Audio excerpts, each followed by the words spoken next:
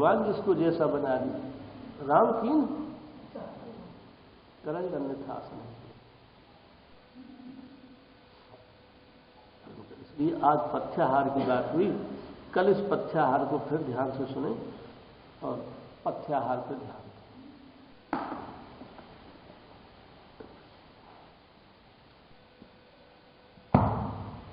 बोले पथ्याहार से क्या लाभ है, क्यों पथ्याहार करें? अरे खूब खाओ, चाहे जैसे रहो,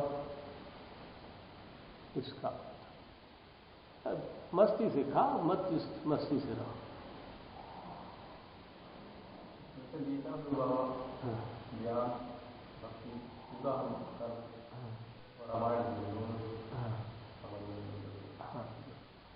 तो फिर क्या हानि लाभ है? बोले मस्ती से खाओ, मस्ती से भजन करो, ये सब क्या पकड़े में, ये खाओ ये मत खाओ। तात्पर्य है, यदि हम आहार और विहार का संयम नहीं करें, युक्ताहार विहारस्य युक्त चेष्टस्य युक्त कर्मसु, इनका न करें, पालन न करें इनका संयम, तो व्यक्ति जो है अस्वस्थ और भजन में बाधा पड़े। इसलिए भजन में बाधा न पड़े, युक्ताहार विहार से भजन ठीक तरह से सतत दीर्घ काल तक भजन होता है। इसके लिए पथ्याहार की आवश्यकता है। बाबा महाराज ने कही, हमने सीख करके ये कार्य किया। कोई बहुत विरक्त महात्मा थे, विरक्त महात्मा बहुत विरक्ति से रहते थे, युक्ताहार नहीं, बहुत विरक्ति से रहते। अंत में उनकी इंद्रियां, जब कलकत्ता से डॉक्टर आया, वैद्य बुलाया कविराज, उनको देखने के लिए, शरीर की सब शिथिल हो गया। सब कविराज ने कही, इन्होंने बहुत अधिक संयम किया है, वैराग्य के कारण इनकी इंद्रियां सूख गई,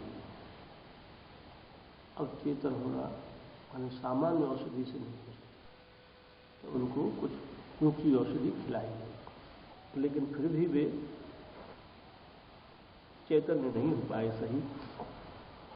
6 महीना तक आसन पर ही सोच, आसन पर ही टट्टी के साथ आसन पर ही। बाबा महाराज ने सीख ली युक्ताहार विहार से। अंतिम समय तक ऐसा करना चाहिए जैसे अंतिम समय तक अपनी ओर से वैसा प्रयत्न, जिससे अंतिम समय तक भजन होता, भजन निभाना। पंडित ने आहार विहार को संभाला तो अंतिम दिन तक भजन किया, जब तक उनको चेतना रही, अंतिम दिन तक भजन किया। एक दिन भी उन्होंने अपना कार्य छोड़ा, जब छूटा तो छूट गया।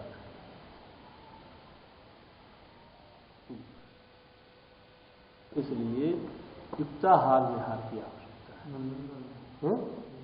नंद ये बाबा की तो है ही, जैसे प्रसंग अच्छा था, अहंकार शून्यता और अहंकार का नाश कैसे, कल बता चुके थे। कैसे बताया?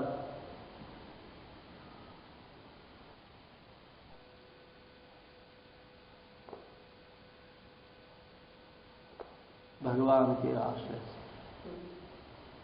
सबसे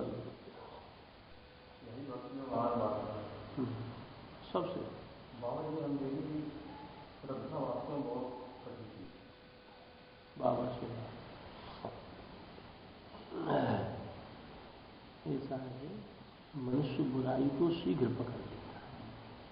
हमेशा अपने में अहम होने से, अपने में दीनता न होने से प्रत्येक मनुष्य दूसरे की ओर, दूसरे की बुराई देखता है।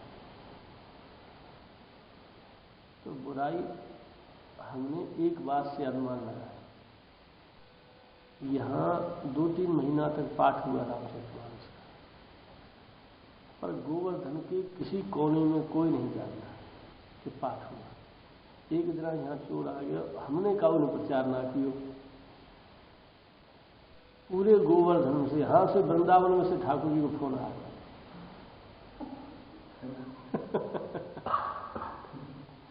तो बुराई इतनी फैलती है।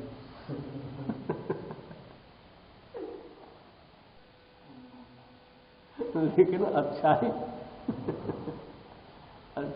कोई कितना भी बड़ा महात्मा हो, चाहे जितना भजनानंद जी हो, एकांत प्रेमी हो, भगवत प्रेमी हो, पर वो किस कोने में पड़ा है कोई नहीं जानता। कोई प्रशंसा, मरवे के पीछे प्रशंसा होती है सब लेकिन जीवन काल में बहुत कम लोग उनको निरख परख पाते। और यदि किसी साधु से थोड़ी सी भूल बन जाए तो अखबार में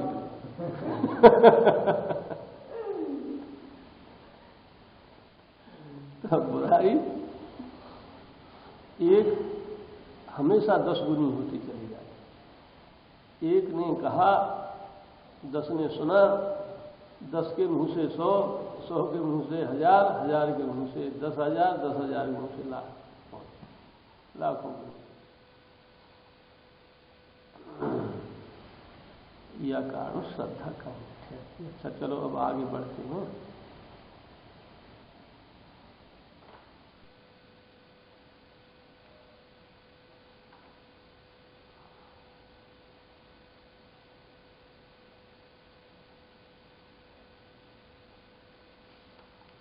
अब है वेणुवादक। ये तुम्बरू बोलेंगे। तुम्बरू कौन है? ये सुरों का संगीत शिक्षक तुम्बरू है। सुरों को ये नारद जी के मित्र हैं। नारद जी के साथ वीणा में ये आलाप लेते हैं।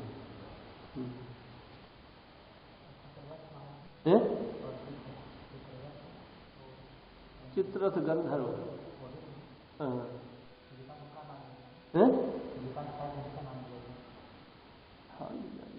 पता नहीं किसका। सुरों का मैं संगीत शिक्षक हूं। अप्सराएं गंधर्व मुझसे वाद्य वादन सीखते हैं। देवर्षि नारद चाहते हैं कि मैं उनके साथी रहूं। उन ब्रह्मपुत्र का अनुग्रह कि वे मुझे सखा मानते हैं। किंतु जहां तक संगीत की बात है, वीणा वादन की, वीणा की अनेक वादन पद्धतियां, अनेक राग रागिनियां मैंने बतलाई हैं। भगवान नीलकंठ एवं जगदम्बा भगवती उमा ने मुझे अपना शिष्य स्वीकार किया।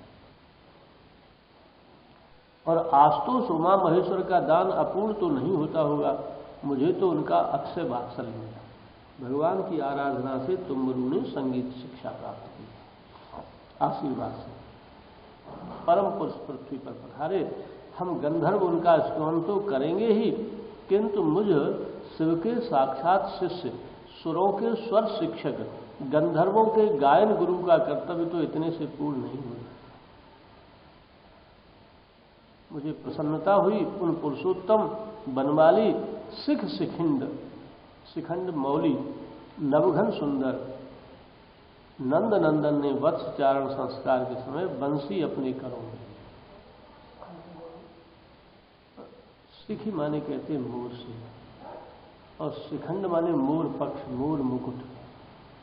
मौली माने मस्तक पर धारण कर, मोर मुकुट मस्तक पर धारण कर, ठीक है ना।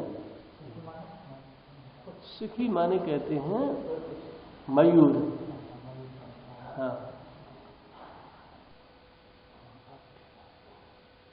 और शिखंड मयूर मुकुट से शिखंड कहते हैं। और मौली माने मस्तक पर, जो मयूर मुकुट मस्तक पर धारण करते हो, ठीक है ना। हाँ, सिर सोहत नीके कुसुम कली। अच्छा, तो नवघन सुंदर नंद नंदन ने वत्सचारण के समय बंसी अपने करों में ली। इन्होंने एक बंसी और अपने और सब तो लिए ही, लेकिन बंसी और लिए। तो इसने सोचा गंधर्व ने कि बंसी वादन में सिखा दूं। ये बात गंधर्वों का अग्रणी में उस समय ब्रज के गगन में ब्रजराज कुमार का कीर्तिगान करने उपस्थित न रहता, यह तो असंभव था। सुर गंधर्व किन्नर अप्सराएं सब स्तवन संगीत नृत्य वाद्य के द्वारा सेवा करने में लगे थे। मुझे लगा कि मैं साक्षात सेवा का समय पा सकता हूं। ये जब वत्सचारण के समय वन में पधारेंगे, वेणु वादन में आकर सबने सिखला दिया कर। सहस्त्र सहस्त्र बालक साथ निकलते हैं, सब रत्न जटित स्वर्णालंकार सज्जित, सब इतने सुंदर कि सुरों और गंधर्वों में इस सौंदर्य का स्वप्न में भी कल्पना नहीं की जा सकती। सब श्रृंग लाते हैं और वन में पत्ते तोड़कर सीटियां बनाते बजाते हैं। मुझे समय मिल जाए तो मैं सबको अपनी संपूर्ण संगीत कला सिखलाकर अपने को धन्य ही मानूं। रंगारंग बन तो शोभा संपन्न ही तब होता है जब प्रातः श्वेत श्याम पीत अरुण अनेक रंगों के बछड़े बछड़ियां आती हैं और अपने कंठों में पड़ी क्षुद्र घंटिकाओं की ध्वनि करती, मालाओं को हिलाती, वन में कूदती उछलती क्रीड़ा करने लगती हैं। समीप के ही नहीं, दूर दूर के वन पशु वन सीमा पर शांत प्रतीक्षा करते होते हैं। पक्षी वन प्रांत के बाह्य तरु पंक्तियों पर बैठे देखते होते हैं। पक्षी ही उड़कर आनंद कलरव करके स्वागत का समय सबसे पहले पाते हैं। कपि तो नंदग्राम से साथ ही कूदते फांदते आते हैं। वन पशु वन में पहुंचते ही बालकों के समूह में मिल जाते हैं और बछड़े उन्हें सूंघकर कूदते हैं, उनके साथ खेलने लगते हैं। बालकों को सदा वन में पहुंचते ही प्रसाधन सामग्री एकत्रित करने की सोचती है। प्रसाधन माने श्रृंगार।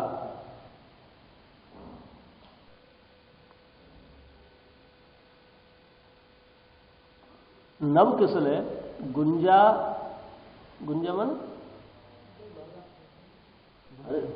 लाल और काली। हाँ, कहो कैसे आए हैं? कोला? कितने कोला लाया? एक बोरी? अरे भाई, वेद एक बोरी पे कहा होगा हमारे यहाँ। और बता। हाँ, तू सोच 15 साल हुए। कोई बात ना, एक ही बोरी से पहले काम चलेगा। अच्छा, फिर ख्याल रखिए।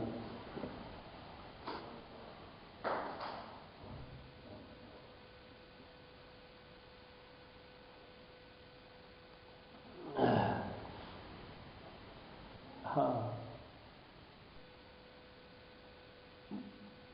कौन कौन सी नव किस्ल है? गुंजा होती है, जंगल में घूंची होती है, लाल और काली होती है, और कहीं सफेद तो विशेष होती है। हाँ, उसे चौटनी भी कहते हैं। चौटनी, गुंगा, गुंजा, घूंची, ये उनकी नाम है। माला बना के ठाकुर जी पहनते हैं। कितने लोग मर गए ना, लक्ष्मी से दिखाते हैं इसकी माला पहनने लक्ष्मी से। हाँ, बस ठीक है। तुम जानते हो कि नहीं? मैं नहीं जानती। अरे यार, तुम सीख जाते तो हमारा आश्रम